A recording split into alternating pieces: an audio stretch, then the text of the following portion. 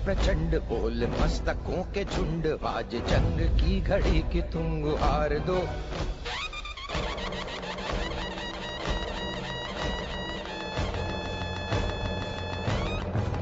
आरंभ है प्रचंड।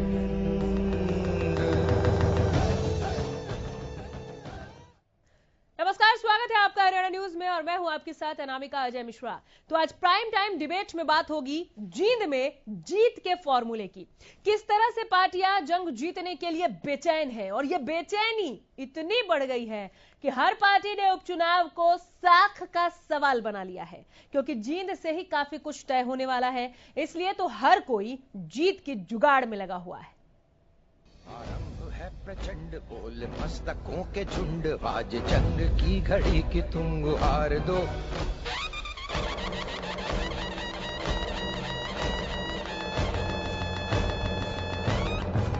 आरंभ है प्रचंड।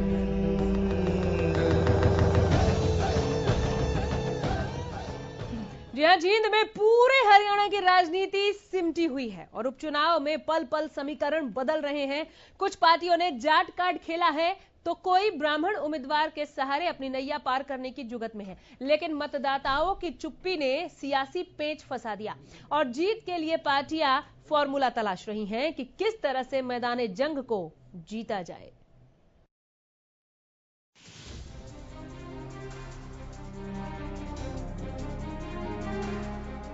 जींद हरियाणा की राजनीति का केंद्र बना हुआ है। पूरे प्रदेश के नेता जींद में पहुंचे हुए हैं। चुनावी माहौल में गाड़ियां, झंडे और बैनरों से पूरा शहर अटा पड़ा है। कई ऐसे बड़े गांव हैं जहां पर जींद की राजनीति हर रोज नई दिशा ले रही है। प्रदेश की सियासत का केंद्र बने इस जींद में सब कुछ बड़ी तेजी से चल रहा है। जहां नेता अपने आप को स्मार्ट समझ रहे हैं, वहीं मतदाता भी कुछ कम नहीं।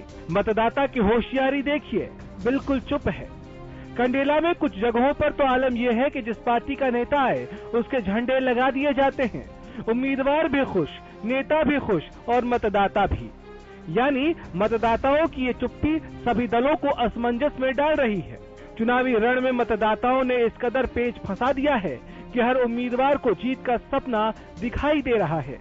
जेजेपी ने दिग्विजय चौटाला को मैदान में उतारकर जाट कार्ड खेला है, तो वहीं दो और पार्टियों ने भी जाट उम्मीदवारों पर दांव लगाए हैं। इससे जाट वोट बैंक के बंटने का असर या फायदा बीजेपी को मिलने की उम्मीद है। बीजेपी ने गैर जाट उम्मीदवार कृष्ण मिड्ढा पर दांव खेला है, लेकिन उनकी राह भी जाट उम्मीदवारों की तरह ही कांटों से भरी है। भाजपा की राह में सबसे बड़ा रोड़ा उनकी पार्टी के बागी सांसद राजकुमार सैनी बने हुए हैं। लोकतंत्र सुरक्षा पार्टी के उम्मीदवार के तौर पर भाजपा सांसद ने विनोद आश्री को चुनाव मैदान में उतारा। आश्री ब्राह्मणों और सैनियों के अलावा पिछड़ों के वोट पर अपना हक जता रहे हैं। बीजेपी के सामने दोहरी मुश्किलें खड़ी हुई हैं। इस सीट को बीजेपी ने साख का सवाल बना लिया है। इसीलिए मुख्यमंत्री मनोहर लाल खट्टर लगातार जींद में प्रचार कर रहे हैं, लेकिन बीजेपी उम्मीदवार कृष्ण मिड्ढा को स्थानीय कार्यकर्ताओं की नाराजगी का सामना करना पड़ रहा है। कार्यकर्ताओं की नाराजगी इस बात को लेकर है कि पुराने नेताओं की अनदेखी कर बीजेपी ने एक बाहरी उम्मीदवार को मैदान में उतारा है, जो हाल ही में पार्टी में आया है। जींद में सियासी समीकरण पल पल बदल रहे हैं। कभी किसी का पलड़ा भारी होता है तो कोई भी अगले ही पल आगे निकल जाता है। यानी जंग जीतने के लिए सब कुछ दांव पर लगाया जा रहा है और जीत का फॉर्मूला तलाशा जा रहा है। Bureau report, Haryana news. तो जीत का फॉर्मूला तलाश रही है। मैदान जंग को किस तरह से जीत लिया जाए, ये बेचैनी हर एक राजनीतिक दल के भीतर है, जिन्होंने अपने उम्मीदवार इस दफा जींद उपचुनाव को जीतने के लिए चुनावी मैदान में उतारे हैं। एक एक करके हमारे पैनल में जो खास मेहमान है उनसे मिलवाती हूँ, फिर चर्चा को आगे बढ़ाएंगे। हमारे साथ प्रदीप नरूला जी हैं, राजनीतिक विश्लेषक हैं, बहुत स्वागत करती हूँ मैं सर आपका। प्रवीण चंद्रा जी हैं हमारे साथ, ये प्रवक्ता बीजेपी हैं, बहुत स्वागत है प्रवीण चंद्रा वशिष्ठ आपका भी। हमारे साथ प्रदीप घोड़ा हैं, प्रवक्ता एलएसपी, बहुत स्वागत करती हूँ प्रदीप जी मैं आपका। विजय कौशिक, प्रवक्ता कांग्रेस, कौशिक साहब बहुत स्वागत है आपका भी। और प्रवक्ता जेजेपी बलराम मकड़ौली हमारे साथ मौजूद हैं। बलराम जी बहुत स्वागत है। एक एक करके मैं सबके पास आऊंगी। शुरुआत में करना चाहूंगी यहाँ पर प्रदीप जी आपसे, प्रदीप नरूला। क्या लगता है जीत का क्या जुगाड़ होगा, किस तरह का समीकरण आप देख रहे हैं? हम वोटर से शुरू कर लेते हैं, बाकी पॉलिटिकल पार्टी से जब लेंगे राजनीतिक दल के हिसाब से तब आऊंगी मैं। वोटर्स के हिसाब से कितने आप फ्लोटिंग वोटर्स देख रहे हैं, अगर हम केवल वोटर्स के समीकरण की बात करें तो? देखिए अनामिका, इसमें कोई दो राय नहीं है कि पिछले 2 बार से आईएलडी का इस सीट पे दबदबा रहा है। उन्होंने हालांकि पिछले चुनाव में सुरेंद्र बरवाड़ा मात्र कुछ 100 वोटों से पराजित हुए, लेकिन आईएलडी का कब्जा था। हरि सिंह मिड्डा यहाँ विधायक रहे और जैसे कि बीजेपी ने पिछले कुछ सालों से एक परिपाटी बना ली है कि जिताऊ कैंडिडेट हो, चाहे अपने कार्यकर्ता को इग्नोर करना पड़े, चाहे वो बाहर से आए या अंदर से आए, लेकिन जिताऊ होना चाहिए। तो एक राजनीतिक समीकरण ने पलटा खाया कि कृष्ण मिड्डा ने बीजेपी ज्वाइन कर ली। जी। और निस्संदेह बीजेपी ज्वाइन की होगी, सिर्फ बीजेपी के लिए तो नहीं की होगी, लेकिन ये आश्वासन कहीं मिला होगा कि टिकट मिलेगी और मिल भी गई। दूसरा, आईएलडी जो थोड़ी समय पहले उस दौर से गुजरी है जो पार्टी के 2 फाड़ हुए, चाहे वो ये है कि कौन सा बड़ा है और कौन सा छोटा है।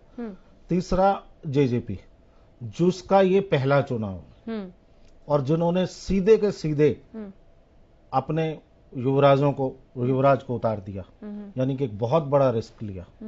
जब ये समीकरण ऐसा सेट हो गया तो कांग्रेस ने भी वही दाव खेला कि बजाय ये करने के कि किसका कैंडिडेट है, किस गुट से है, किस से नहीं है, सीधे के सीधे रणदीप सुरजेवाला को उतार दिया। तो जहां तक जिस तरह की ये पार्टियों में रिस्क लिया वहां, बिल्कुल बहुत बड़ा रिस्क लिया। और भीतरघात की जहां तक की चीजें थी उन पे सारे पार्टियों ने विराम लगा दिया। उधर से दिग्विजय चौटाला को करके या रणदीप सुरजेवाला को करके थोड़ा बहुत जो रहा बीजेपी का रहा, क्योंकि वहां जवाहर जी बहुत पुराने कार्यकर्ता हैं।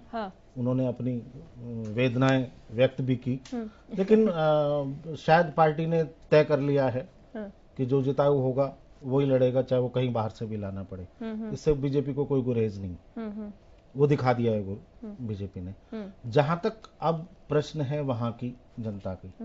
चौथा, देखिए, एक मैं जातीय समीकरण की बात करूं, मुझे नहीं करनी चाहिए जी। लेकिन हमारे यहाँ प्रदेश में होता है तो उसे हम इग्नोर भी नहीं कर सकते, क्योंकि जिस तरह से 3 जाट कैंडिडेट और 1 नॉन जाट कैंडिडेट बीजेपी ने उतारा, और दूसरी तरफ से अपने सांसद जो हैं सैनी जी, उनकी पार्टी ने भी एक नॉन जाट कैंडिडेट को बीच में ला दिया है। तो ये मामला बहुत ही रोचक और दिलचस्प हो गया है। और जब भी मामले त्रिकोणीय होते हैं या कई कोणीय होते हैं तो कई बार रिजल्ट बहुत ऐसे आश्चर्यचकित कर देते हैं कि जिनमें आप सोच भी नहीं सकते। क्योंकि आज के दौर में, पिछले जमाने का दौर खत्म हो चुका, जब वोटर सीधे अपनी आस्था प्रकट कर देता था कि मैं इस पार्टी का हूं, इसके साथ ही रहूंगा। लेकिन अब जितने राजनीतिक दल और राजनेता जितनी गोली वोटर्स को देते हैं उतनी गोली अब वोटर ने भी देनी। मतलब अब हम ये काउंट नहीं कर सकते कि इतने वोटर्स फ्लोटिंग हैं जो इधर जा सकते हैं, है ना? बिल्कुल भी नहीं। सुबह मैं क्योंकि हम चुनाव के दौर में प्रत्याशी के साथ भी रहते हैं, कवर भी करते हैं, तो कई बार ये देखा गया है कि आज इस सोमवार को किसी ने फलां कैंडिडेट की चाय रखी तो अगले सोमवार को वो दूसरे कैंडिडेट की चाय रख रहा है। उसी घर में, उसी मोहल्ले में भी अगले दिन ही वो हो रही है। तो कई बार तो राजनेता भी और हम लोग भी नहीं समझ पाते। ये जींद में भी हो रहा है, कंडेला में जो भी राजनीतिक दल के नेता पहुंच रहे हैं वैसे ही पोस्टर्स और वैसे ही झंडे लग जा रहे हैं तुरंत। बिल्कुल। और तो वही काम अब लोगों ने भी शुरू कर दिया है, क्योंकि जिस तरह से गोली देना राजनेताओं का काम हो गया है, अब लोगों ने भी वही शुरू कर दिया है। तो इसलिए देखिए, मैं भविष्यवाणी तो नहीं कर सकता, चुनाव जनता के हाथ में होता है, जनता ही डिसाइड करती है। लेकिन आज की डेट में जिस तरह से चुनाव बढ़ रहा है, आगे जिस तरह से अब जैसे जेजेपी ने आम आदमी पार्टी से समझौता किया, हालांकि आम आदमी पार्टी का हरियाणा में अभी बहुत कुछ नहीं है, संगठन भी नहीं है, समर्थन लिया है, संगठन भी नहीं है, समझौता नहीं, समर्थन। भाई साहब, आप किसी का समर्थन लेते हैं? उन्होंने हमको समर्थन दिया, मैं समझौता नहीं किया है कोई उनसे। तो समर्थन लिया तो है, ये तो बोलो ना, हमें समर्थन दिया, आप ये तो बोलिए, समझौता थोड़ी ना हुआ है। नहीं, ठीक है, हाँ, समर्थन, मेरी बात सुनिए, समर्थन ही दिया। एक ही सीट है एक सीट पर समर्थन ही होता है, समझौता तो जब लड़ोगे तब की बात है। हाँ, तो जब तो ये समझौते की पृष्ठभूमि तय हो चुकी है। हाँ। आप इससे नकार नहीं सकते कि आगे की जो समझौते की तरफ बढ़ चुके हैं आप। आज अगर आपने समर्थन ले लिया और उन्होंने दे दिया तो किसी सहमति से दिया चलिए होगा, ठीक यूं है। तो नहीं। हमारे सहयोगी मुकेश मंडल जुड़ गए हैं, जींद पर लगातार नजर बनाए हुए हैं। मुकेश, क्या चल रहा है वहां पर जींद में मैदाने जंग को जीतने के लिए? देखिए, बिल्कुल आराम का यहाँ पे दिन प्रतिदिन जो है, कभी बीजेपी आगे है तो कभी कांग्रेस आगे है, बहुत ज्यादा है यहाँ पे। जिनमें तो ग्रामीण क्षेत्र के भी वो जो लोग हैं, वोटर हैं, वो काफी जागरूक हो चुके हैं। उनको पता है जो हमें किसके साथ जाना है, किसके साथ नहीं जाना है। कंडेला की हम बात कर रहे थे, कंडेला में ऐसे ही मामला सामने आ रहा है। यदि आप बीजेपी तो वहाँ पे तो बीजेपी का झंडा लगा रहे हैं, आप यदि कांग्रेस की तरफ से जा रहे हैं तो कांग्रेस का झंडा लग रहा है वहाँ पे, इनेलो की तरफ से जा रहे हैं तो इनेलो का, जेजेपी से जा रहे हैं तो जेजेपी, और लोकतंत्र सुरक्षा पार्टी के साथ जा रहे हैं तो लोकतंत्र सुरक्षा पार्टी का झंडा लगा होता है। हालांकि जो वहाँ की जनता का मूड है वो ये कह रहे हैं, जो हम पिछले सरकार की जो नीतियां रही है उनको भी ध्यान में रखेंगे, हम आगे हमारा फ्यूचर कैसा होना चाहिए उसको भी नजरअंदाज नहीं कर सकते हम, और कांड हुआ है उसको लेकर भी उनमें अभी तक जो दर्द है वो है। तो कहीं ना कहीं तो वोटर जो है अब जागरूक हो चुके हैं, अब किसी के बहकावे में वो जाने की स्थिति में नहीं लग रहे हैं, क्योंकि सबका कहना है कि अब हमें बच्चों का फ्यूचर देखना है और नया राष्ट्र निर्माण करना है। हालांकि जींद में बहुत सारे ऐसे कैंडिडेट्स हैं जो निर्दलीय भी है, कोई जिसका एक गांव में वोट बैंक है, शहर में वोट बैंक नहीं है। वैसे सेम बीजेपी कांग्रेस इनेलो की बात करें तो हर जगह जो वहाँ पे वोटर है, जिसका गांव में किसी का वोट ज्यादा है, किसका शहर में कम है। लेकिन यहाँ पे जो टेकराम कंडेला की बात हम कर ले, चाहे मांगेराम गुप्ता की बात कर ले, ये तमाम जो लोग हैं वो कहीं ना कहीं टेकराम कंडेला तो कह दिया जो हम बीजेपी के साथ हैं, और उनसे जब ये पूछा गया जो बीजेपी ने आपको टिकट नहीं दिया तो आप तो नाराज थे, तो उन्होंने कहा जो टिकट मैं किसी पार्टी से मांग नहीं रहा था। हालांकि मेरे जो लोग हैं, जो मेरे साथ लोग रहते हैं, उन्होंने मुझे कहा जो आपको चुनाव लड़ना चाहिए, लेकिन मैं लोगों के पास गया, मेरे लोग भी गए, मैंने कांग्रेस से टिकट मांगा, बीजेपी से टिकट मांगा, लेकिन किसी ने मुझे टिकट नहीं दिया। तो अब मैंने ये फैसला ले लिया, मैं टिकट नहीं मांगूंगा किसी से, मैं चुनाव लड़ूंगा। हालांकि उन्होंने साफ कह दिया कि बीजेपी के साथ है, लेकिन इसमें भी बात ये आ रही थी क्या कंडेला खाप के जितने लोग हैं सारे समर्थन दे रहे हैं या टेकराम कंडेला ही दे रहे हैं, ये अभी जो सवाल है उसका जवाब पाया बीजेपी को। हालांकि जो मांगेराम गुप्ता की हम बात करें तो मांगेराम गुप्ता के साथ भी यही स्थिति बनी हुई है। उन्होंने साफ तौर पर पहले कह दिया कि बाहरी उम्मीदवार हम समर्थन नहीं करेंगे, यानी उनका इशारा साफ तौर पे हम बात करें माफ कीजिएगा जेजेपी की और कांग्रेस की, रणदीप सुरजेवाला, दिग्विजय चौटाला को लेकर उन्होंने कहा तो हम बाहरी उम्मीदवार का समर्थन नहीं दे सकते। उसके बाद जब मैंने ये कहा कि बाहरी के अलावा आपके पास कैंडिडेट जो बचते हैं वो आपके यहाँ से दो हो गए, चाहे हम एलएफपी की बात करें या जेजेपी की बात करें, माफ कीजिएगा बीजेपी की बात करें, उन्होंने कहा बीजेपी के जो कैंडिडेट है उसको भी मैं समर्थन नहीं करूंगा। हालांकि उन्होंने ये भी कह दिया कि कल का स्थिति क्या बनता है और मुझे नहीं पता। और उसके बाद जो बीजेपी के कृष्ण मिढ़ा है मुलाकात करके गए थे, हमने उनसे पूछा था क्या आपको आशीर्वाद मिला, तो उन्होंने कहा हाँ मुझे आशीर्वाद मिल गया। लेकिन टेकराम जो माफ कीजिएगा जो मांगेराम गुप्ता है उन्होंने साफ कह दिया कि अभी मैं किसी के साथ नहीं हूँ, मेरे घर पे जो भी आ रहे हैं और ये पहले से वो कहते आ रहे हैं कि सब आ रहे हैं, मुलाकात कर रहे हैं, लेकिन मेरा समर्थन किसी को मिलने वाला है नहीं। बाहर आके भले लोग ये कह रहे हैं कि हमें आशीर्वाद मिल गया, लेकिन मांगेराम गुप्ता ये शुरू से कहते आ रहे हैं। मुकेश बिल्कुल शुरू से कहते आ रहे हैं, और जो लास्ट में उनसे मेरी बात हुई है कल, तो उन्होंने साफ कह दिया कि कल की स्थिति मुझे नहीं पता, इधर मेरे जो लोग हैं, मेरे जो चाहने वाले हैं, जो मेरे समर्थक हैं, वो जिधर कहेंगे मैं उधर ही जाऊंगा। उनका साफ कहना था कि लोगों के भरोसे में बैठा हूँ, लेकिन अभी उनकी जो स्थिति है वो स्पष्ट नहीं हो पाई है। परसों हालांकि बीजेपी के दो दिग्गज मंत्री, कैबिनेट मंत्री विपुल गोयल की बात करें हम, कैबिनेट मंत्री कविता जैन की बात करें, वो गए थे उनके, उन्होंने कह दिया कि हमें यहाँ से आए हैं आशीर्वाद लेने के लिए। उन्होंने मांगेराम गुप्ता ने भी कह दिया इनका हम सम्मान करते हैं, हमारे बच्चे हैं हमारे पास आ रहे, लेकिन अभी तक उन्होंने कोई ऐसा किसी के सामने खुले तौर पर समर्थन में नहीं आया। टिकट ना मिलने की नाराजगी है, कह सकते हैं टिकट ना मिलने की, लेकिन चलिए नजर बनाए रखिए, लौट कर आते रहेंगे पल पल। जो आप अपडेट हम तक पहुंचा रहे हैं उसके लिए बहुत शुक्रिया, लौट कर जरूर आऊंगी, आप नजर बनाए रखें। फिलहाल धन्यवाद। मैं प्रवीण चंद्रा जी आपके पास लौट रही हूँ। प्रोड्यूसर ने आज की ये डिबेट रखी है कि जीत का फॉर्मूला होगा क्या, बीजेपी का क्या होगा जीत का मंत्र। देखिए, बीजेपी का एक सूत्रीय कार्यक्रम है विकास, विकास और विकास, चाहे वो देश में हो चाहे वो प्रदेश में हो। हम लोग जो अब बाई इलेक्शन हो रहा है उपचुनाव जींद का, इसमें अपनी जो रिपोर्ट कार्ड हमारी प्रदेश में है और विशेषकर प्रदेश की है, वो हम लेके गए हैं वोटर के पास।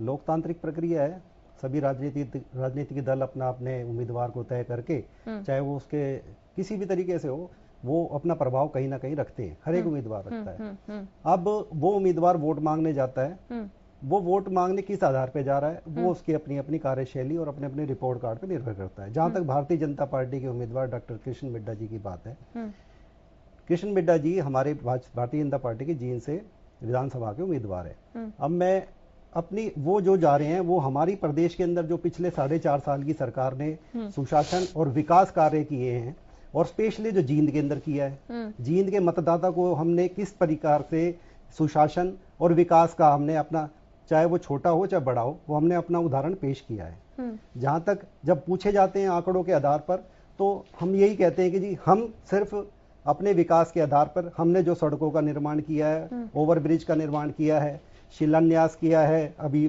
मेडिकल यूनिवर्सिटी के अंदर। किसी को मानते हैं टक्कर का प्रतिद्वंदी? देखिए, हमारी जो टक्कर है, हमारी टक्कर किसी से नहीं है। हमारी टक्कर, हम अपना रिपोर्ट कार्ड अपने रिपोर्ट कार्ड के साथ लेके जा रहे हैं कि हमने अगर विकास कार्य किए और जनता, जींद की जनता ने उसको समझा है, स्वीकार किया है, तो हम निश्चित रूप से एक ऐतिहासिक दर्ज करना चाह रहे हैं। जैसे एक मिनट, नहीं, इस टाइप की नहीं है। जैसे भाई साहब ने कहा, साउंड ऐसा नहीं हो रहा। जींद की जनता, उसका जो वोटर है बहुत समझदार हो गया है। अब वो वोटर किसी की पुश्तैनी बपोती नहीं है कि भाई वो मेरा वोटर है और मेरा वोटर है, इस तरीके की कोई भ्रम में ना रहे।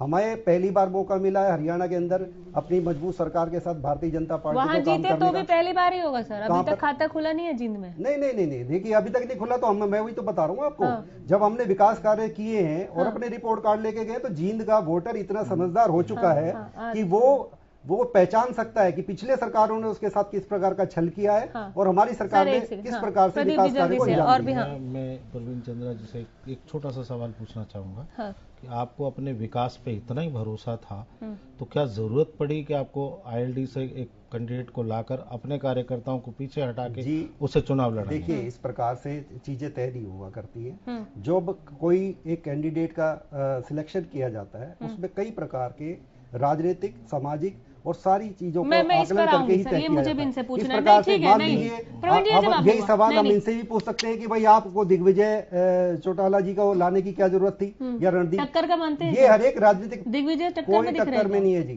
कोई टक्कर में नहीं है। भारतीय जनता पार्टी ऐतिहासिक जीत दर्ज करने जा रही है। अच्छा, हाँ, और वो मार्जिन रहेगा जो अभी तक जींद की जनता ने देखा नहीं होगा। हाँ, प्रदीप भोड़ा जी, क्या तैयारी है सर? यहाँ तो ऐतिहासिक जीत बीजेपी की तैयारी है पूरी। देखिए, हर पार्टी को अधिकार है चुनाव लड़ने का, जिस प्रकार उसी प्रकार हर पार्टी को चैनल्स के माध्यम से या अपने प्रचार के माध्यम से अपनी जीत दर्ज कराने का पूरा अधिकार है। प्रचार नहीं कर रहे हैं, बात कर रहे हैं। लेकिन इसमें बिल्कुल निसंदेह है 28 तारीख को जो वोट डलने वाली है जींद के अंदर, बहुत भारी मतों से लोकतंत्र सुरक्षा पार्टी, देखिए कारण क्या है, कांग्रेस को भी जनता ने देखा, हमारे राजनीतिक विशेषज्ञ हमारे बीच में बैठे हैं, सभी पार्टियों के प्रवक्ताएं बैठे हैं, इंडियन नेशनल लोकदल को भी देखा, और भारतीय जनता पार्टी ने भी 4.25 साल यहाँ पे निकाल दिए। राजकुमार सैनी जी के संरक्षण में लोकतंत्र सुरक्षा पार्टी जो काम कर रही है और जिन मुद्दों पे काम कर रही है, ऐसा नहीं है कि लोकतंत्र सुरक्षा पार्टी ने, देखिए पहला चुनाव है, वहां के लोकल कैंडिडेट को वहां पे उतारे, पंडित विनोद आश्री जी वहां के मौजूद और मजबूत कैंडिडेट के तौर पे काम कर रहे हैं, और मैं कहूंगा कि बिल्कुल निखर के सामने आएंगे और लोकतंत्र सुरक्षा पार्टी की वहां पे सुनिश्चित जीत होने वाली है। अच्छा, मेरा एक छोटा सा सवाल बिल्कुल इनसे बिल्कुल कि क्या आप ही के पास आपके जो नेता हैं सैनी जी, राजकुमार सैनी जी, वो हमेशा बैकवर्ड की बात करते हैं, तो क्या आप बैकवर्ड के सहारे से नहीं पार कर लेंगे? नहीं, आप कैसे कह सकते हैं इस बात को? हमने नहीं, सुनिए, बैकवर्ड की बात करते हैं, वो 36 बिरादरी की बात करते हैं, राजकुमार सैनी जी 36 बिरादरी की बात करते हैं, और उसका प्रमाण सुनिए, उसका प्रमाण देखिए, बाबूजी कह रहे बैकवर्ड क्लास की बात करते हैं। सुनिए, कई बार उनसे डिबेट में बात की है, कई बार मैंने सुना है। सुनिए, उसका प्रमाण राजकुमार सैनी जी ने ब्राह्मण जाति से पंडित विनोद आश्री जी को इस मैदान में उतारकर स्पष्ट कर दिया है।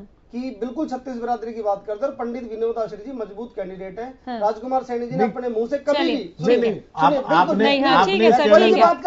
आपने इस चैनल का प्रोमो सुना होगा। बिल्कुल सुना है। और उस प्रोमो में वो 36 बिरादरी नहीं 35 की बात कर रहे हैं, एक बिरादरी की बिल्कुल बात नहीं करते। बिल्कुल कर रहे हैं। तो आप 36 कैसे कह रहे हैं? आप बात सुनिए ना, 36 कैसे कह रहे हैं? 35 बिरादरी की बात ऐसे नहीं हो रही जैसा आप प्रदर्शित करना चाह रहे हैं। 35 प्रदर्शित कर रहा हूँ, 35 बिरादरी की बात हो रही थी और एक बिरादरी ने जो पूरे इस हरियाणा प्रदेश के अंदर जो तांडव फैलाने का काम किया, या उनके मुख्यमंत्री रहे, या जिस प्रकार नौकरियों के अंदर या हर अधिकारों के अंदर उनकी नीतियां स्पष्ट रूप से रही कि वो एक तरफा नीतियों के तहत काम कर रहे हैं, उसके खिलाफ देखिए एक बात सुनिए, 36 बिरादरी का जो माहौल खड़ा किया, ऐसा नहीं है कि आप जिन 35 बिरादरी में से एक बिरादरी को बाहर निकाल रहे हैं, मैं यही सुनना चाहता था बस। वो सभी सरकारी सुविधाओं से उपलब्ध नहीं है। ये ऐसा नहीं है कि वो सरकारी सुविधाओं से वंचित ना हो, ठीक है।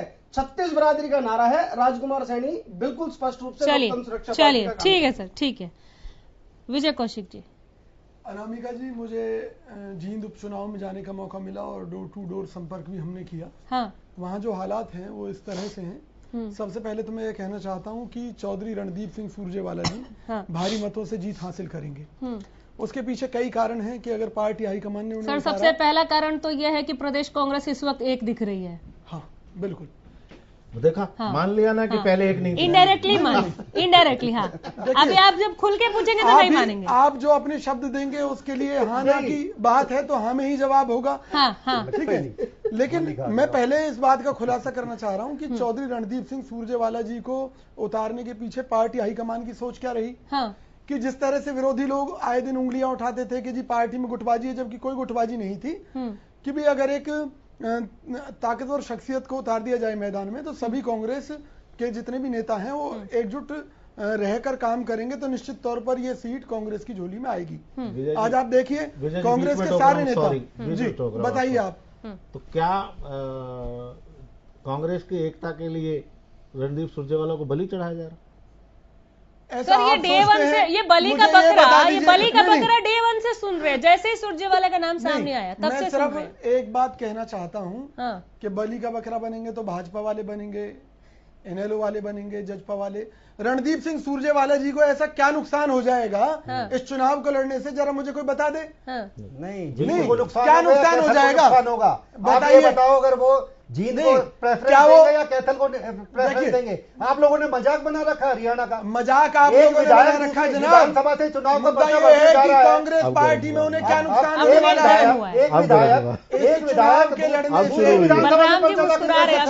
आपकी बारी आएगी। बट्टा बिठा दिया देश का। इस चुनाव के लड़ने देखिए वो बता देता हूँ। कोई कैंडिडेट नहीं मिला। अनामिका जी, ठीक है, एक सेकंड। अनामिका जी, मुझे अपनी जब आप बोल रहे थे, हाँ, आप दीजिएगा जवाब। आप दीजिएगा जवाब, आऊंगी प्रवीण जी। जींद के अंदर जो हमने काम किया उसमें भाजपा के बहुत से नेता कांग्रेस पार्टी के अंदर खाने मदद कर रहे हैं और उसका सबसे बड़ा कारण है उन लोगों का ये कहना है कि उनकी पार्टी ने एक ऐसे उम्मीदवार को थोप दिया जो कल तक उनकी पार्टी के विरोध में था, उसको कैंडिडेट बनाकर भाजपा ने लाकर खड़ा कर दिया। तो भाजपा का कार्यकर्ता और नेता कांग्रेस के संपर्क में कांग्रेस की पूरी तरह से मदद कर रहे हैं। हमारी जीत का एक सबसे बड़ा कारण ये है। अच्छा, दूसरा कारण कांग्रेस के सभी कार्यकर्ता अपने आप को रणदीप सिंह सुरजेवाला मानकर उस क्षेत्र में काम कर रहे हैं। आप जाकर देखेंगे एक एक कार्यकर्ता बलराम जी कब से सुन रहे, सबको पहले उनकी बारी है। अब बात करते हैं हम जजपा की और एनएलओ की। ये परिवार आपसी लड़ाई से ही आप देख रहे हैं कि पूरे हरियाणा में किस तरह से बदनाम हो गया है। और बदनाम क्या, इनके जो काम है पहले ही तो वो आपको मुकाबले में नहीं दिख रहे, वो कहीं है ही नहीं, रेस में नहीं है। मेरे कहने का भाव ये है कि जो हाँ हालात बने हैं वो आज कांग्रेस के पक्ष में है और कांग्रेस प्रत्याशी रणदीप सिंह सुरजेवाला जी भारी मतों से जीतेंगे। और जो पार्टी के प्रदेश अध्यक्ष हैं, अगर हम जातिगत आधार की भी बात करें जी, देखिए सबसे बड़ा फायदा अभी जैसे कह रहे थे, अगर आप जातिगत आधार पर जाएं तो जाट वोट बैंक जो है रणदीप सिंह सुरजेवाला जी को मिल रहा है। व्यक्तिगत रूप से उनका वहां पर क्षेत्र में उनकी बिरादरी में उनका प्रभाव है। इसके अलावा जो दूसरे क्षेत्र में उन्होंने 36 बिरादरी के लोगों के लिए काम कर रहा है और जो कांग्रेस के साथ जुड़कर उनके साथ जुड़ा हुआ है वो सभी वोट उन्हें मिल रहे हैं। हमारे पार्टी के अध्यक्ष अशोक तंवर जी के जो दलित और पिछड़े वर्ग के लोगों के वोट हैं, तो आप कह रहे हो जाटों के वोट से हरियाणा के मुख्यमंत्री भूपेंद्र सिंह हुड्डा जी, सुनिए, सिर्फ जाटों के वोट से रणदीप सिंह सुरजेवाला जीतेंगे इस जीत को। दीपेंद्र हुड्डा जी, आपके शब्दों का सभी नेता हैं 36 बिरादरियां आज कांग्रेस प्रत्याशी रणदीप सिंह तो बाद में आप इसको कवर कर रहे हैं कि 36 बिरादरी, शुरू तो आपने जाट से किया, टोकते ही आप आगे 36 बिरादरी पे। उनकी बात का जवाब दे रहा हूं कि अगर ये जातिगत आधार पर भी माने, आपने तो समाज की सभी बिरादरियां उनके साथ है। अब भाई वो जाट कम्युनिटी से है तो उसमें उनका कोई कसूर थोड़ी नहीं है। एक उम्मीदवार जो होता है वो सबका उम्मीदवार होता है। प्रवीण जी, वो बहुत ईमानदारी से अपना पूरा समीकरण जो उन्होंने पूरा गणित बिठाया है वो बता रहे हैं। हम आपको ये बता रहे हैं कि 36 बिरादरियां इस चुनाव में कांग्रेस के साथ हैं और चौधरी रणदीप सिंह सुरजेवाला जी भारी मतों से जीत रहे हैं, जिसमें जाट वोट बैंक मिल रहा है आपको। नहीं, सारी 36 बिरादरियों की वोट बैंक जी। अच्छा, आदमी जिस कवर बिरादरी से अच्छा होता किया है आपने उसका उसे एक्स्ट्रा लाभ मिलता है, निश्चित बात सर। है। बहुत अच्छा कवर कर लिया आपने। बलराम जी बहुत मुस्कुरा के सुन रहे थे आप सबको। सबसे पहले तो मैं आपके न्यूज चैनल का धन्यवाद करना चाहता हूं, जो आपने सुपर सर्वे किया था। और उसमें भाई दिग्विजय चौटाला जी को आपने भारी हमने नहीं, सर्वे में जिता के उन्होंने आपके चैनल पे ही आया था, धन्यवाद करना चाहूंगा। सर्वे में दूसरी बात, यहाँ पर जिस प्रकार से पहले तो भाजपा के प्रवक्ता कह रहे थे कि हम भारी बहुमत से जीतेंगे, उनको उम्मीदवार ही नहीं मिला। उनको इंडियन नेशनल लोकदल से उम्मीदवार इंपोर्ट करना पड़ा। यहाँ पे लोक जनशक्ति पार्टी के जो उम्मीद बैठे हमारे प्रवक्ता भाई, वो कह रहे हैं हम तो 35 बिरादरी का नारा मार रहे। 35 बिरादरी का नारा इनके राजकुमार सैनी जी दे रहे। और कांग्रेस के प्रवक्ता यहाँ पर बैठकर कह रहे हैं कि हमें अंदर खाते बीजेपी के वरिष्ठ नेताओं की मदद मिल रही है जींद उपचुनाव के अंदर। इसका जवाब मैं ये इन्होंने आपके न्यूज चैनल के ऊपर बहुत बड़ी बात कही है। बहुत बड़ी बात है। और इसको प्रूव करती है भूपेंद्र सिंह हुड्डा की ने जो राज्यसभा के अंदर अपनी विधानसभा में जो वोट दी, तो आज ये हरियाणा की जनता के आगे दूध का दूध पानी का पानी हो गया है कि किस प्रकार भाजपा और कांग्रेस अंदर खाते मिले हुए हैं, नाम दूसरों पे लगाते हैं। तो ऑप्शन उनके पास यही है कि हमारे जो भाई दिग्विजय सिंह चौटाला जी हैं ईमानदारी से काम कर रहे हैं। ये बौखला गए हैं सारे के सारे प्रवक्ता। ये उनकी बढ़ती लोकप्रियता को देख के, बढ़ते हुए प्यार को देख के, और जो उनका मिशन है कि जींद के विकास के लिए जींद में किस प्रकार युवाओं को नौकरी मिले, खिलाड़ियों को वापस ऊपर ओलंपिक्स तक जाएं वो, या वहां पे जो टूटी हुई सड़कें हैं, आप आपके हरियाणा न्यूज भी वहां पर गया है। जींद के अंदर आज ये हालत है कि आपको 1 किलोमीटर चलने के लिए कई घंटे चलना पड़ता है। जाम में फंस जाते हैं, धूल मिट्टी सड़क के ऊपर गड्ढे खोदते हैं। जिन्होंने देखिए, आप मेरे को बोलने दीजिए, आप मुझे बोलने दीजिए, मेरी बात छोड़िए। आपके तो भूपेंद्र सिंह हुड्डा, रामविलास शर्मा एक दूसरे का कांटा निकालने की बात न्यूज चैनल के ऊपर करते हैं। तो आप ये बात मेरे को ना समझाए कृपया करके। और ये जो आपकी बौखलाहट है, और नहीं, आप मत बोलिए, भ्रष्टाचार के जिस आप मेरे को बात करने दीजिए। कौशिक जी, आप बात करने दीजिए। ऐसा है, माल को लेकर झगड़ा चल रहा है। आओगे सर, मैं आपके पास प्रतिक्रिया। एक मिनट बलराम जी, सर आप भी, मुझे ब्रेक पर जाना है। बलराम जी की बात पूरी कर लीजिए, मैं लौट रही हूँ। जिस प्रकार से कांग्रेस के प्रवक्ता यहाँ पर बैठ के दूसरी पार्टियों पे इल्जाम लगा रहे हैं, मैं बताना चाहता हूँ, वो आपकी पार्टी कहाँ चली गई थी जब आपके प्रदेश अध्यक्ष को एक्स सीएम का गनमैन पीटता है, उसके सर पे लठ मारते हैं। आप यहाँ पर दुहाई दे रहे हैं और खुद ही आप बोल रहे हैं कि रणदीप सुरजेवाला को उम्मीदवार इसलिए बनाया गया है। रणदीप सुरजेवाला को उम्मीदवार इसलिए बनाया गया है क्योंकि सारी पार्टी एकजुट हो जाएगी। आप खुद ही तो यहाँ पर चैनल में बैठ के कह रहे हैं। तो अपने जिनके घर शीशों के होते हैं, दूसरे घर पे पत्थर नहीं फेंका करते। आपकी बौखलाहट साफ साफ आज दिखाई दे रही है। ब्रेक के बाद चलिए, ठीक है, एक बहुत ही छोटा सा ब्रेक ले रहे हैं। बलराम मकड़ौली के बातों पर एक सवाल पूछना था यहाँ पर प्रदीप नरूला जी को। प्रदीप भोड़ा जी, आपको भी कुछ पूछना था। मैं आऊंगी दोनों के पास एक एक करके ब्रेक के बाद। आरंभ है प्रचंड बोल मस्तकों के झुंड, आज जंग की घड़ी की तुम गुहार दो।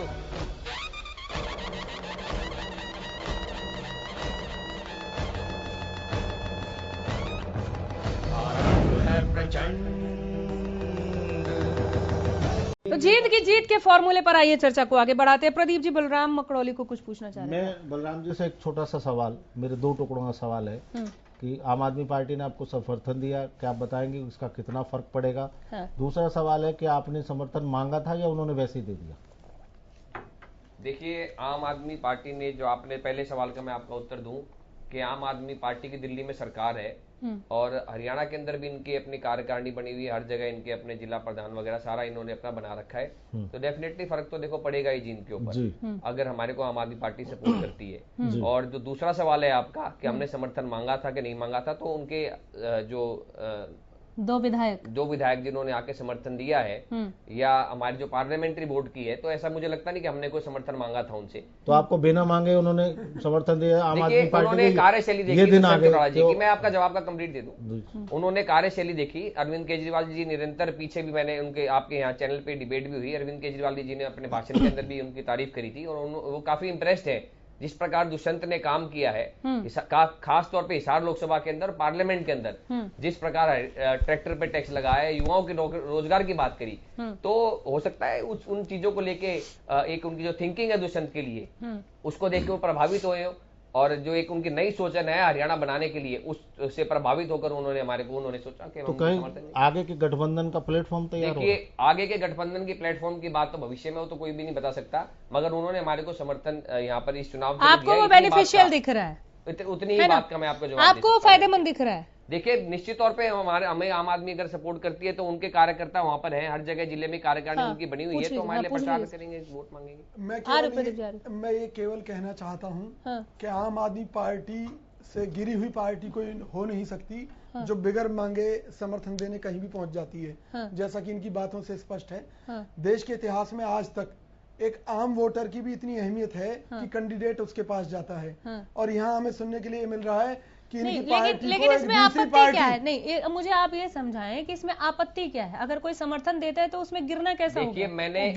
देखिए, मैं बता दूं, कौशिक साहब जो है निरंतर आम आदमी बात पार्टी को बदलने का, मैंने ये कहा है कि आम आदमी पार्टी समर्थन मांगा, किसने समर्थन। अच्छा सर बोलने दीजिए। एक तरफ तो हरियाणा के अंदर आम आदमी पार्टी अपनी सरकार बनाने का दावा करती है कथित रूप से, दूसरी तरफ बिगर मांगे किसी अन्य दल को समर्थन देने पहुंच जाती है, तो राजनीति में इससे गिरा हुआ स्तर उनका क्या होगा? इसका मतलब उनका हरियाणा में कोई वजूद नहीं है, और अपना वजूद बनाने के चक्कर में वो दूसरी पार्टी के ऊपर एक एहसान दिखाकर उनके साथ जुड़ना चाहते हैं। ठीक है, प्रदीप घोड़ा का सवाल रह गया। बलराम जी आप ही से पूछ रहे हैं, वो आपसे पूछ रहे हैं। हाँ, अभी भाई बलराम जी ने बताया, बलराम जी ने बताया कि दिग्विजय सिंह चौटाला जी से प्रभावित होकर, अरविंद चौटाला जी से, दिग्विजय से जी भी, दिग्विजय सिंह चौटाला दुष्यंत चौटाला से प्रभावित होकर ऐसा कोई कार्य अभी तक मेरे हिसाब से किया नहीं है। सुनिए, कोई बात नहीं, सुन तो लीजिए। केजरीवाल जी को अपनी कुर्सी छोड़कर दिग्विजय सिंह अभी तक दुष्यंत चौटाला दिल्ली में मुख्यमंत्री बनाने के कार्य किए नहीं है जिनसे प्रभावित होकर कोई पार्टी या कोई नेता उनके पास है। पहली बात सुनिए।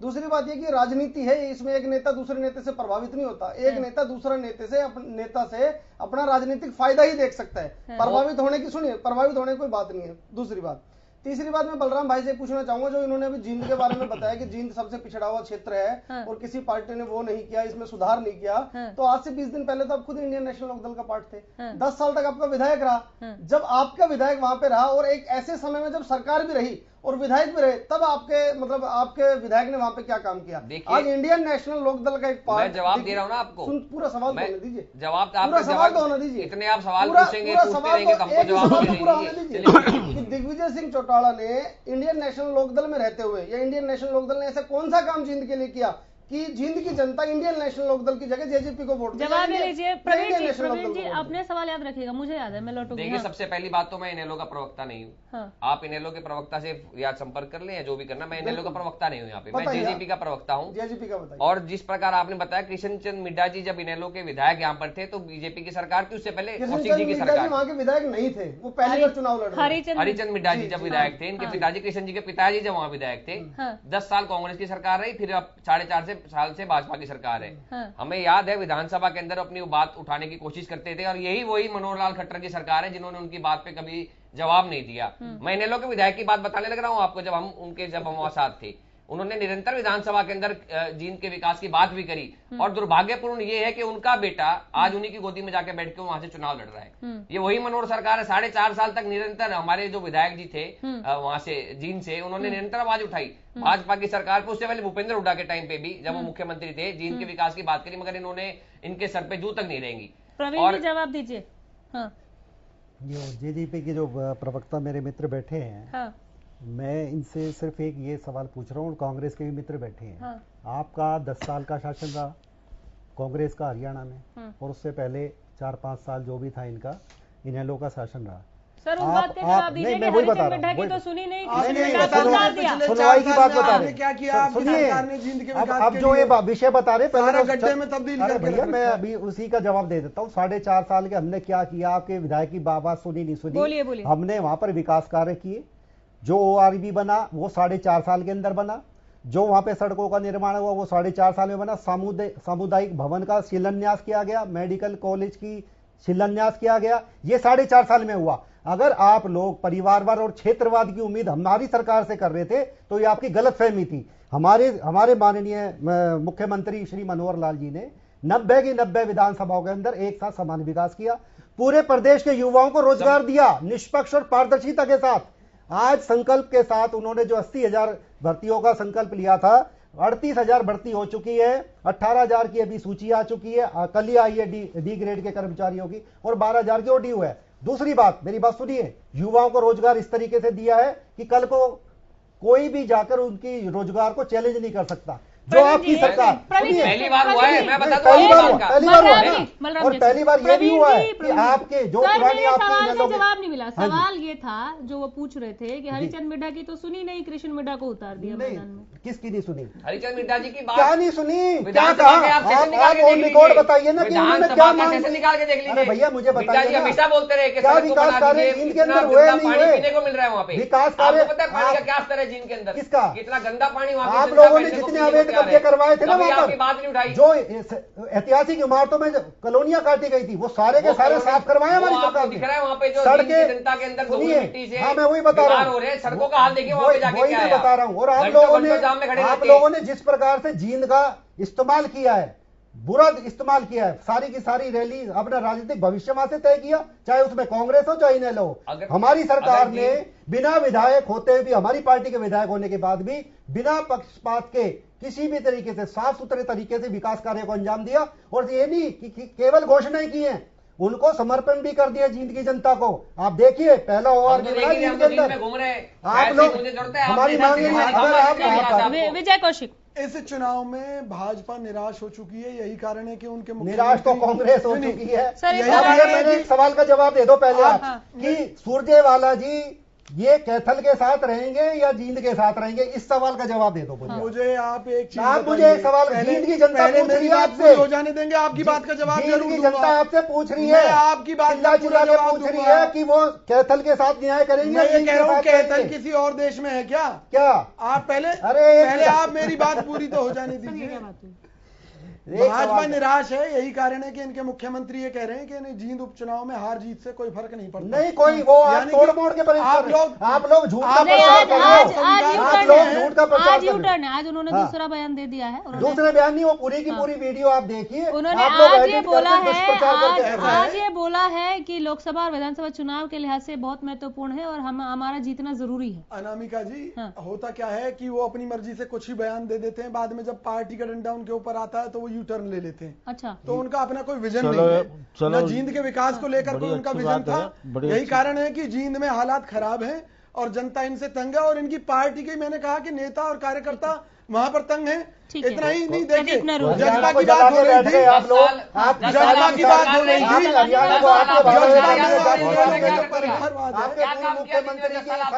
अनामिका जी, जज्बा का परिवारवाद आप लोगों ने जींद में 10 साल तो आपकी सरकार थी लगातार, जो जज्बा क्या एक काम चढ़ा दिया आपने, एक काम बता दो, इसका जवाब आपको देना बनता है। जींद की जनता ने आप पर कई दफा भरोसा किया जी। हाँ, क्या किया? ये बलराम जी सही सवाल एक काम आपने किया, इस उपचुनाव में सारी सच्चाई सामने आ जाएगी, जो जनता का जो समर्थन मिल रहा है। जवाब देखिए, आप जवाब दे, एक काम बताएं, आप एक काम बताओ जिनमें किया आपने, आप बताएं क्या काम किया, जो आप काम बताएं क्या है, काम किया, काम बोलते हैं, एक काम बता दो, जनता का जो भारी जनसमर्थन मिल रहा है चुनाव में, काम बताओ ना, वो इस बात को साबित करता है कि हमारे जो काम किए। देखिए कांग्रेस के प्रवक्ता है, काम नहीं बता पाए 10 साल के अंदर क्या काम किया इन्होंने जींद में, करा वोट की अपील करते हैं यहाँ पे।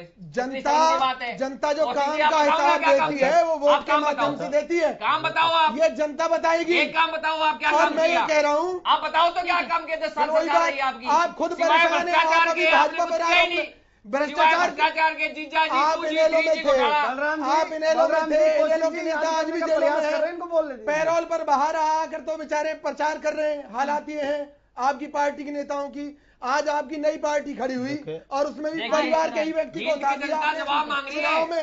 आप बताइए क्या काम किया? वही तो कह रहा हूं, आप लोगों का परिवारवाद पूरा हरियाणा में। सर आपने यही सवाल पूछना है, तो यही कह रहे हैं कि जनता जवाब दे देगी। प्रदीप नरोला जी। देखिए अनामिका, अगर जींद में विकास हुआ होता और तो सारी पार्टियां विकास के नाम पे दम भर रही होती। बीजेपी वाले कहते हैं कि हमने एक के शिलान्यास किया, अब 4.5 साल 4.25 साल में अगर आपने शिलान्यास ही किया है, प्रोजेक्ट भी पूरे करके दिए, तो इससे 72 करोड़ की लागत से ओआरआर बना के दिया है। आपकी नीयत का भी फर्क पता लगता है कि आप 4.25 साल में शिलान्यास कर रहे हैं। शिलान्यास नहीं, हमने प्रोजेक्ट भी हैंड ओवर किए। आप नहीं बताया, मुझे नहीं मालूम। 72 करोड़ का वो भी बताया, वो भी बताया आपने मुझे 2-3 एक आरओबी के अलावा बाकी आपने शिलान्यास ही बताया। सामुदायिक भवन का भी समर्पण कर दिया एक शिलान्यास मेडिकल कॉलेज का किया, जो हमारे चुनावी घोषणा पत्र के अंदर था। सबसे बढ़िया चीज जो भाजपा ने दी है वो हरियाणा को जलवाया 3 बार इन्होंने। सबसे बड़ी चीज दी है, पहली बार भाईचारा खराब किया है आपकी सरकार ने। जिसने जलवाया तो सबके कच्चे चिट्टे आ गए हैं साहब। देखिए मैं आपको बताऊं कि एक जींद जैसे शहर को आप एक सामुदायिक भवन की बात करते हैं, बार बार कम्युनिटी सेंटर की बात करते हैं। भाई साहब 72 करोड़ की ओआरबी की बात कर लो ना। दूषित पानी मिल रहा है, सड़क ओआरबी जिस पे जाम में फंसी रहती थी जनता। अच्छा एक बात बताइए, ओआरबी का मतलब क्या है? अच्छा मैं बताऊं? हाँ। Over railway bridge. हाँ, ये मैं बता रहा हूं, आपने क्या बनाया? क्या बनाया? बिल्कुल उसमें आपने क्या बनाया? प्लानिंग हमारी थी। अच्छा हमने क्या बनाया? वो रेलवे रेलवे डिपार्टमेंट ने बनाया, आपने क्या किया? तो सरकार कौन देगी? प्रोजेक्ट कौन पास करेगा? अब आप जो है निष्पक्षता के कम से कम आप उदाहरण पेश कीजिए। मेरी आपसे अगर आप ये पूछ रहे हैं कि और भी बना दिया तो क्या कर दिया, तो फिर हमने कुछ नहीं किया। अगर आपने ये बताया है, अगर ओआरबी जो आप ओआरबी को छुपाना चाह रहे थे, उस ओआरबी को मैंने अगर आपके पास सामने रखा है और उसके बाद आप ये कह रहे हैं ओआरबी बनाया, तो क्या कर दिया? तो हमने कुछ नहीं किया। अगर इसको विकास के तराजू में नहीं रखते आप लोग, तो आपकी लगभग 60 किलोमीटर लगता है।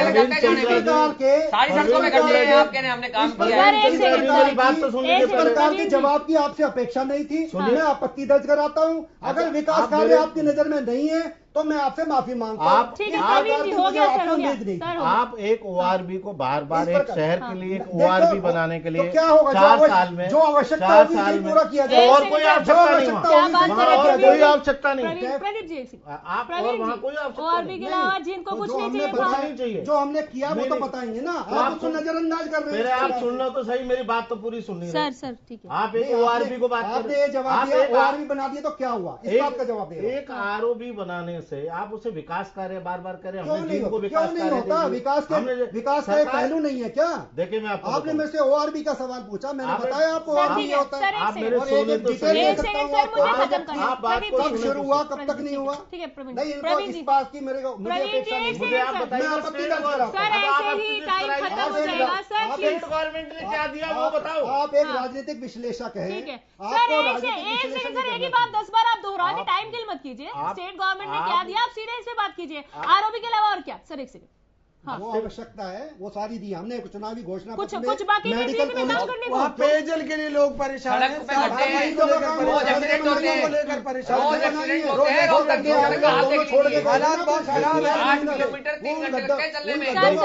सर सारे एक साथ बोलेंगे तो कुछ समझ में नहीं आएगा। 1-2 मिनट में मुझे खत्म करना है प्रोग्राम, एक साथ मत बोले। हाँ 10 साल के कांग्रेस के शासनकाल में हाँ। अगर जनता खुश होती तो इनको ना लाती, ये तय है।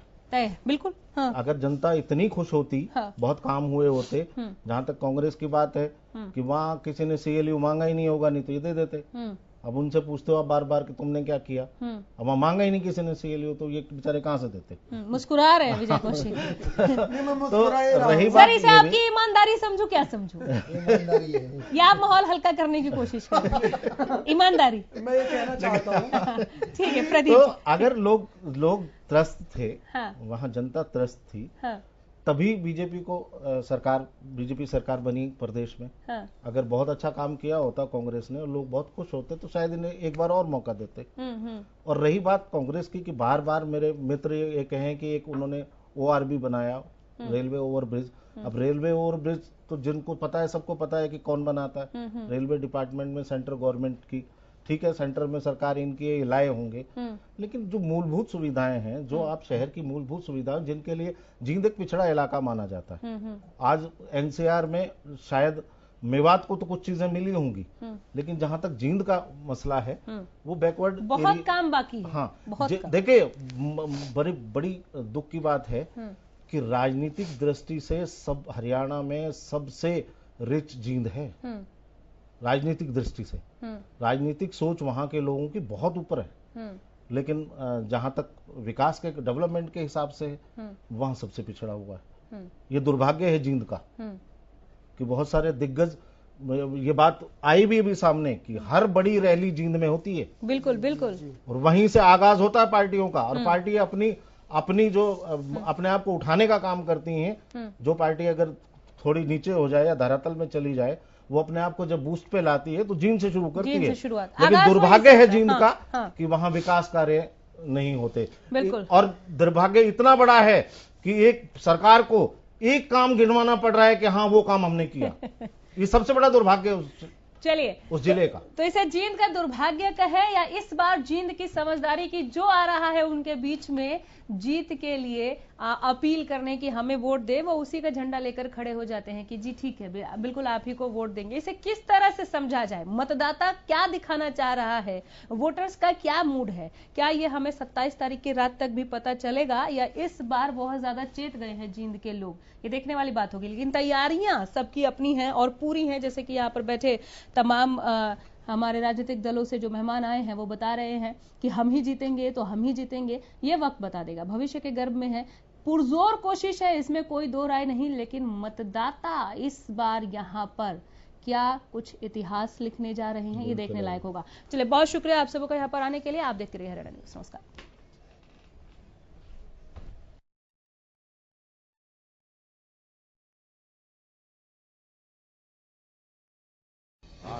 है प्रचंड बोल मस्तकों के झुंड, आज जंग की घड़ी की तुम गुहार दो।